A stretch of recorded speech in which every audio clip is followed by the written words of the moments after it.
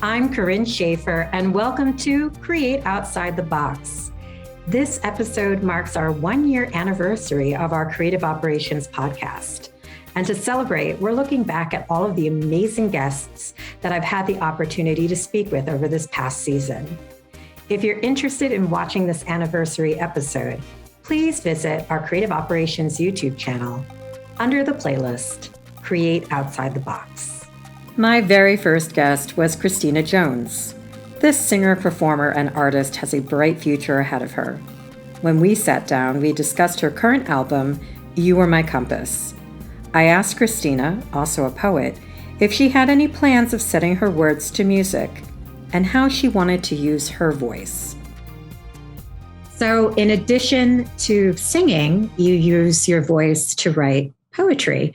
Are you interested in having your poems published in a collection? Would you ever set them to music like Kimiko did with her story? Oh yeah, I've done it before. I wrote a poem back when the pandemic first hit.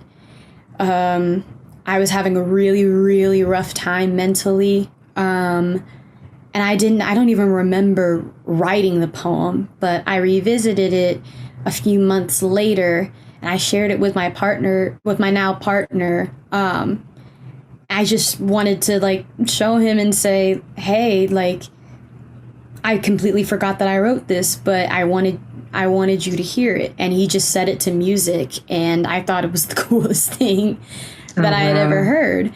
And so I think that and the live stream that I did in New York recently were the only times that I had ever set my poems to music. But I absolutely love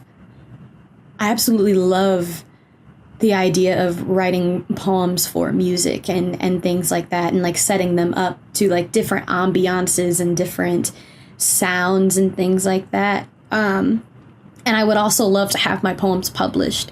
I just don't know the first place to start. But once I figure it out, I just might publish a poetry book. Yep. No, that'll be exciting. I find it really interesting because what I found is most creative people are not just creative in one thing. The world likes to put us in a little box. You're a singer and you sing this. And you're an actor and you only act in TV or movies or Shakespeare. We're very compartmentalized. And I think a lot of creative people are creative and talented in multiple genres and in multiple disciplines.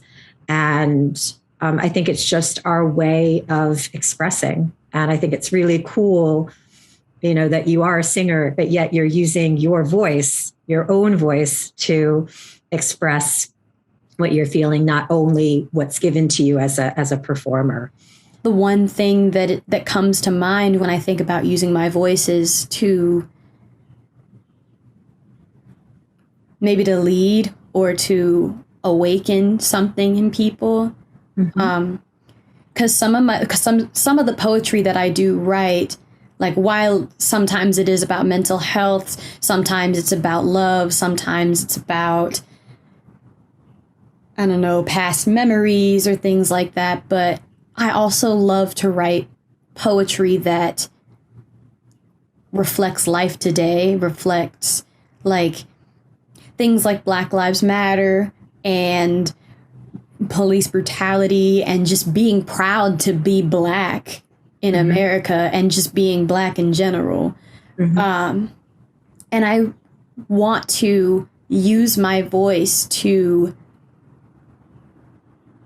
inspire others to have that same pride, and have that same, I guess, that same energy, that same love for oneself as far as my Black audience goes. Having that love of being Black and that love of being beautiful. Some of our interviews over the past season included some of the amazing artists and creatives that were instrumental to recording and filming scenes from Brooke DeRosa's Alice in Wonderland, a show that we still want to bring to audiences.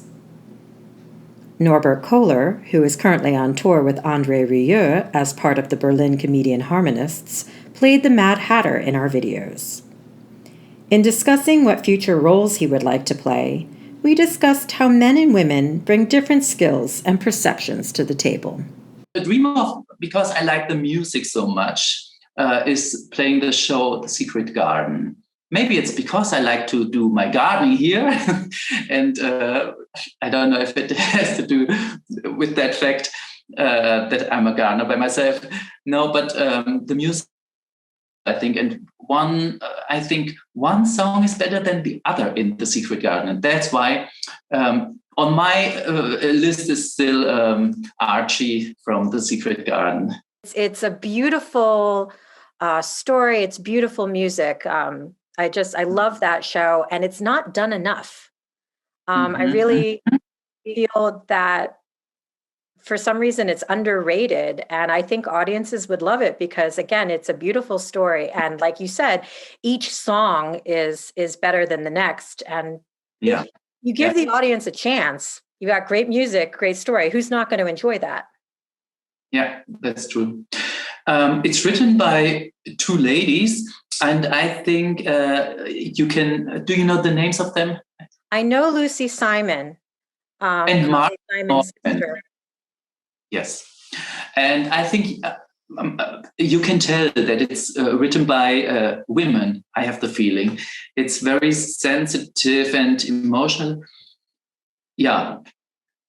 Maybe that's why I like it so much. And maybe that's why I like the music of Brooke DeRosa also, just because I think women write different than men, maybe. I'm not sure, but it sounds female to me, the sound of Brooke and also the sound of Secret Garden. I can't explain. No, but I think you've hit something. I think that men and women have different perspectives and different strengths, sometimes shared strengths.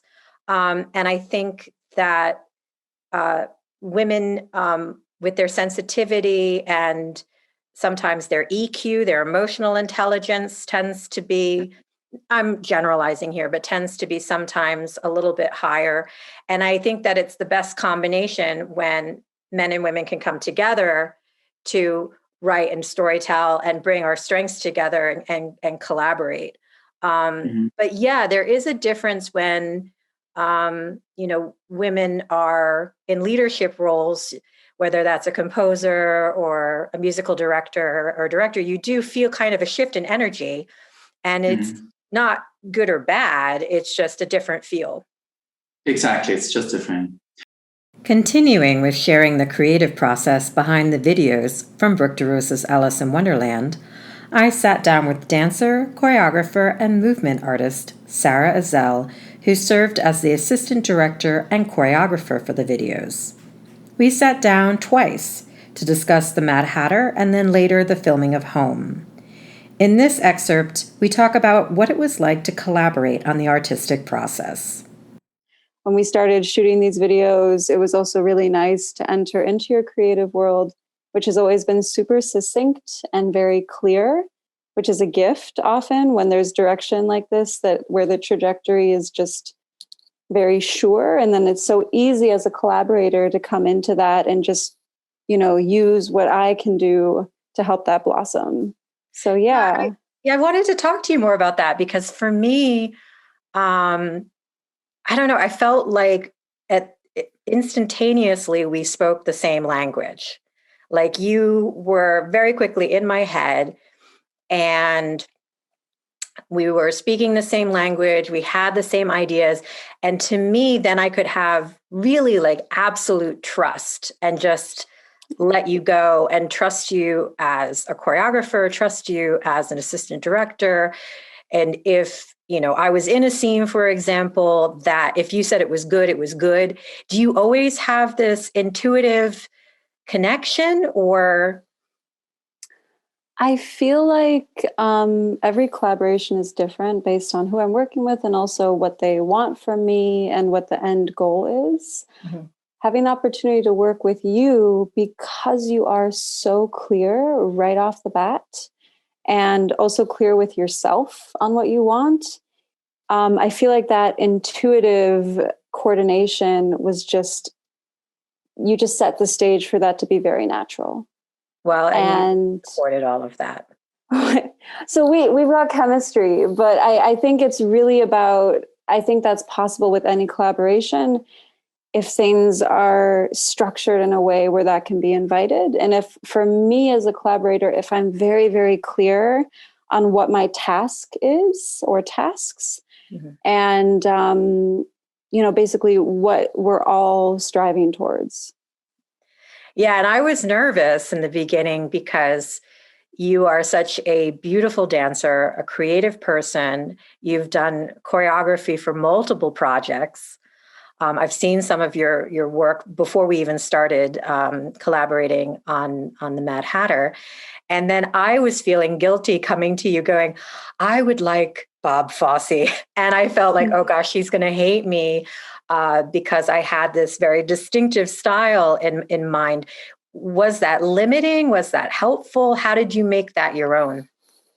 I think for me, in the case of what we were working on, it was helpful because, of course, I could make something from scratch. I'm able to do this, but that takes a lot of energy and a lot of time. And for you to already have an image that fits with the material and a style and kind of an attitude that you're looking for me, this was great. I'm like a little leech. I can just come and just like latch on and suck a little bit and just, turn that blood into something hopefully good.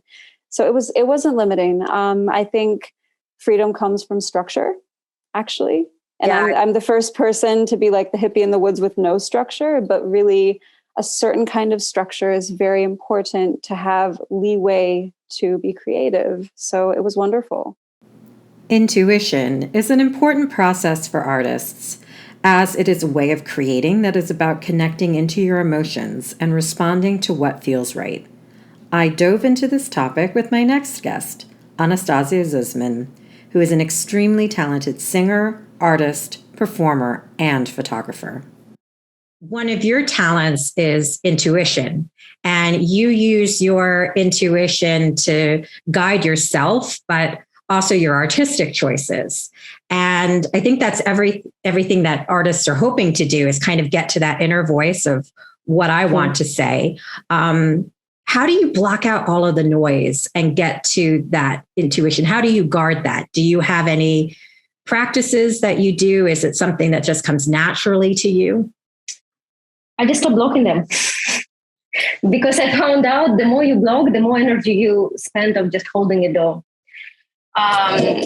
Well, it's technically just let everyone in. You just open the door, say, hey guys, it's not my thought. It's not my thought. It's not my thought. It stay here for a little while and will go away, from one ear or to another. I don't block anything anymore. I used to have some meditation technique. I used to have some kind of affirmation thing, but it's all like very little, very here, Mm-hmm. And when you just like, okay, we will die one day. Okay, come in. It's okay. It's not mine. And it's like it goes through me. Because we live in a society where we cannot be completely covered with a protection field. You can have your like aura or something, that protect you, but you anyway interact with outside world, and you cannot. You're not a monk, or you cannot put yourself somewhere in a cave and say, okay, from this time to this time, this cave doesn't work, and turn it off, and it's not how it works, especially for artists. Mm-hmm. This is what I say, the more you allow to come into yourself, till a certain moment, of course, the more you also can take from it. I was just thinking when you were talking about that, it sounds really smart because you take the power away from that outside noise because you don't make it something that's forbidden or bad. You let it in and you're like, okay, I hear you, whether that's fear or doubt or negative criticism. Yeah. You're like, okay, but I can choose what I'm going to let stay. And the rest of it, as you said, can just kind of, go through you. Yeah. And I think that that's important for artists because I think that this past time that we're, coming out of, and it's a slow coming out of period. I think it's been beneficial probably to a lot of people because they've been able to achieve a kind of monk-like existence, whether they want it or not, where they maybe had the opportunity to think about not only what they want for themselves as artists, but what they want for themselves as people. And you're right, you can't stay in this protective bubble as a person, and you can't stay in this protective bubble as an artist. And you're going to have to learn to create with all of the noise and still stay true to what you say. And the thing is that anything that someone says, it doesn't mean it's a fact. A common theme discussed in many of our conversations is storytelling. Bringing a story to life is what excites artists, and it's also what inspires them to become artists in the first place. Soprano Sechelle Beck describes how and why she fell in love with opera. I grew up listening to classical music, so I'm very familiar with the style, let's say, even though I didn't really listen to that much opera. And the storytelling, actually. Although musical theater obviously has a lot of storytelling, I liked that opera was basically like straight theater and singing and just put together without the dancing, without the element. Yes, exactly. I was just surprised that he said, find music you like. And you were like, okay, Renee Fleming and Sumi Joe. Like you weren't going to the best of Audra McDonald. So I was kind of wondering is that all from the concerts or that's just what you gravitated toward? I guess because we were studying, there were kind of two choices at my school. Some of it had to do with the school. And it was like, either you're going more in the classical direction or jazz. Oh, okay. And I was in jazz group as well. And I played with the idea of doing that, but ended up going the opera route, mostly because of the high notes, I think. Yeah, you like the challenge of that because I think people who love to do opera, it's because, as you said, it's like high theater. It's like the hardest singing, the stage, the costumes, everything is like full volume. And it's just a lot of fun to be part of. Full power. Yeah, the power, exactly. What was the first opera you saw? Because you went to a lot of concerts, but what was the actual first opera you saw? It was Don Giovanni with Erwin Schrott. And I went to go see that. I had a student pass, so I was like sitting in the third row or something for $20 or something like that. And the student tickets are really good. And I went and saw that 3 times because I was just so amazed by it. I mean, the overture in the beginning of Don Giovanni is just like with the timpani and stuff. And I never thought of Mozart as being that way. And I don't know, just like the sound overwhelmed me. Speaking of storytelling, it is a huge part of marketing. I consider marketing an art form, and in my conversation with Alicia Yervis, creative director and founder of Alicia Yervis Creative, I asked her for advice for artists wanting to take control of their brand and their narrative. Now more than ever, artists have to take over, their branding, their marketing, all of these platforms. It can be incredibly daunting and overwhelming and intimidating because you're like, okay, I want to be authentic, but I want to present myself professionally. And it's also hard sometimes in certain industries where you've got people telling you what box you should be in and trying to figure out like how you should brand yourself. Sometimes it's easier with a company. If you know you're selling pizza, you know what you're about. But when you're a person selling yourself as an artist, it can be harder to step out and be objective about what you have to offer with so many opinions coming at you. So what would be your advice for artists, whether it's visual or performing arts, on how they can take control of their own brand and their own platforms towards success? Well, one thing that I would say is just like what you were saying about it's hard to judge yourself and look at yourself as an outsider because you're not an outsider. One of the things that I have recommended in the past to some colleagues and some clients even is to kind of do a little focus group, whether that's an email survey or an in-person chat or, just a very casual phone call or whatever, where maybe you have a list of 5, 6, 7 questions where you ask people, what is your perception of my work, or what are the top 3 adjectives that come to mind when you think about me professionally or my portfolio, or just ask the questions that you would want to know about yourself, to people that you trust, and to people that it should be a mix of people that you know and trust, people that you've worked with, that maybe aren't as close to you but know your work, and maybe some clients or some classmates, or whatever, however big or small the group you'd like it to be, but just to get some feedback from others, because it's great if you really, really know yourself, but you will never know the you that other people know you as. And there was a meme going around about that the you that you have, the perception of yourself that you have, is never going to be what that person thinks of you, what that person thinks of you, what that person thinks of you, even your parents, your kids, your neighbors, everybody.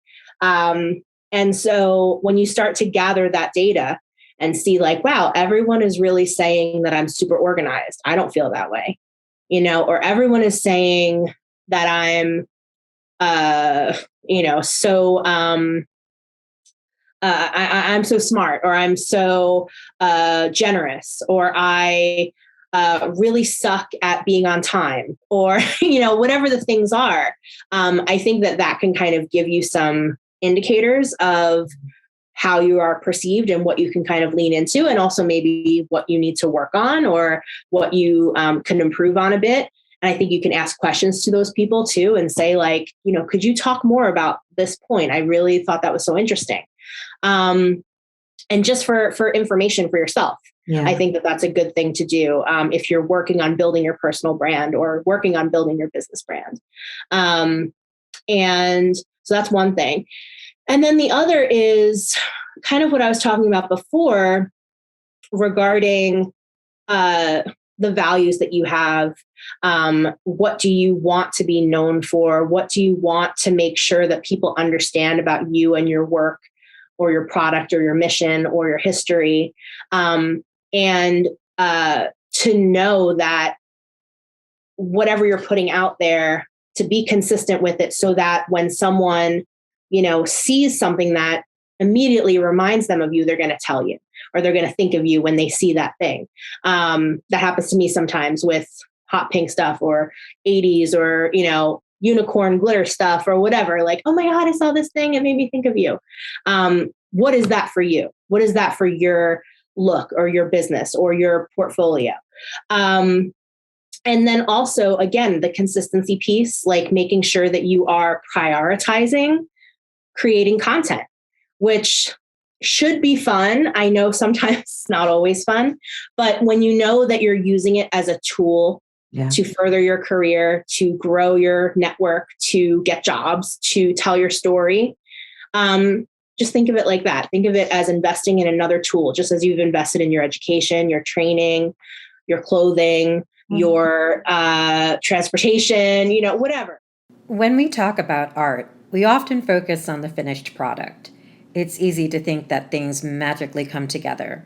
But as Emmy Award winner Melissa Stanton explains, the arts are work. It's a real job with a huge team of people responsible for making the magic a reality. I kind of wish that my mother, who was kind of both of our guiding light into this career, she was always very encouraging of our creativity. And she would bring us to the theater and bring us to the movies. And she loved the entertainment business, even though she had absolutely nothing to do with it ever. I think that she would be very proud about what both of us accomplished in jobs that, quite frankly, when we were growing up in Western Massachusetts, weren't even really jobs really existed as real jobs. People didn't do that where I came from. Yeah. And I think this is true of almost everywhere, is that people don't see the creative arts as a real career path. It's kind of a fantasy world thing that and it is because what most people see, as you were saying before, it's what's actually out there in front of you. It's the actors. They don't think about everybody behind the scenes in all departments whose collaborative efforts have made what you're seeing as a final product a reality. Yeah. No one thinks about the set designers and the costume designers and the lighting designers and the sound technicians and, you know, the people who just have to slog stuff around and the guys with the hammers who are building stuff and the people with the paintbrushes who are making the clothes look old and all of that kind of stuff. None of that enters into it. It's like they will kind of sometimes think about the hair and makeup people only because you see people's faces in front of you when you're watching a movie and you know someone had done their hair and fixed their makeup. But that's a tough job that I wouldn't want. I don't envy either of those departments. It's a hard thing and people don't realize how hard it is. They think that everything about films and theater and movie making and even TV commercials, print work, all of that stuff. There's an army of us who work on all of those things, and none of us are very rarely recognized, which is how it should be. If you're noticing what we've done it wrong. Yeah, I was just going to say that the reason why people don't think about the army of people behind the scenes is because you've done your job and you've transfixed and transformed everybody into this different world. But there is a lack of, because it's so seamless, it ends up being kind of a lack of appreciation and understanding. I also feel that there's also a lack of appreciation and understanding of that there's actually work involved. Like people don't wake up twirling and spinning and doing everything perfectly. And like you're the fairy godmother and you're just like whipping up creations. And it's so fun that there's, you know, long hours, a lot of sacrifice of a normal life and friendships and relationships. A lot of discipline and training and tedious things to get to, you know, if you're lucky, 2 hours of fun, you know? Oh, I know. And there's a lot of people who will say, well, but why does it take so long to make a movie? Because it is months and months and months and months and months to turn out your 2-hour project. And you'll sit there and go, well, because we film maybe on a good day, 5 minutes worth of what you're seeing, because everything takes so long to set up, because it is so meticulous and it is to make a seamless product at the end. My next guest, dancer, singer, actor, and performer Leroy Boone and I tackled a lot of challenging subjects in our conversation. In this next clip, we examine the structures of the classical performing arts, the education process, and how to balance striving for your best while maintaining being true to your authentic voice. Yeah, it's so interesting because we both come from classical art backgrounds, ballet, opera. And as you were talking, I was thinking, yeah, because in the beginning, because it's so clear in what it's expecting of you. There is like a path that you need to follow. There are boxes you need to check. So that structure in the beginning is helpful because it serves as kind of this roadmap of things that you can achieve. Mm-hmm. And in the beginning, that's great. And it's interesting to me because I do think that there's part of artists where we don't ever stop challenging ourselves. So I'm not going to say that challenging yourself or striving is a bad thing. But what becomes a bad thing is the quest for perfection. And how do we separate the quest for perfection with just, quality and the exploration of the wonders of what our bodies can do? Mm-hmm. And that can be the dangerous thing. It's like trying to be perfect, trying to cram yourself into this little box. No, but like, how do we still keep the quality and the exceptionalism of what we do to high standards? And that, I think, is what's so challenging. And then also feeling like you were saying, there's a lack of exploration and creativity then because it's only one way, or it's only for whoever you're working for. They might also have a specific vision of what's right and wrong. And you kind of feel like, well, wait a second, I'm losing myself and my own creative voice in striving to be the definition of what this perfection is. I feel like a lot of that comes to how you teach these classical forms and how you encourage students and young and people, young or old, that come to these art forms, how you encourage them to look for their own voice and how to make it work for their own bodies, and especially for ballet. And I'm guessing from the opera perspective, it's probably kind of the same.